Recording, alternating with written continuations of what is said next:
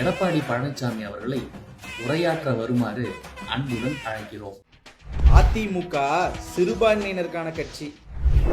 அப்புறம் எதுக்கு CAA NRC மசோதாவை ஆதரிச்ச? அதிமுக ஜனநாயக கட்சி. காஷ்மீரோட 370 சட்ட திருத்த மசோதாவை ஏன் ஆதரிச்ச? அதிமுக விவசாயிகளுக்கான கட்சி. அப்போ வேளாண் சட்ட மசோதாவை ஆதரிச்சது யாரு? அதிமுக மருத்துவர்களுக்கான கட்சி.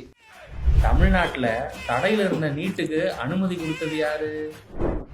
அதிமுக மாணவர்களுக்கான கட்சி. NEP-ய ஆதரிச்சது யாரு?